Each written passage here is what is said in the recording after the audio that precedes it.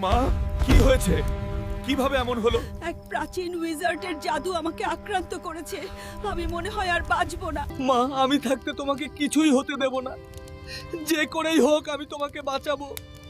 তুমি ছাড়া আমার আর কেউ নেই মা। তোর মাকে বাঁচাতে হলে প্রথমে এনচ্যান্টেড ঝর্ণা পার হতে হবে, তারপর পাহাড়ের শিখরে মিস্টিক্যাল স্টোন আনতে হবে। এটাই সেই ঝর্ণা যার মধ্যে আছে ম্যাজিক্যাল স্টোন। এখানে একবার যে আসে সে আর বেঁচে ফেরে না।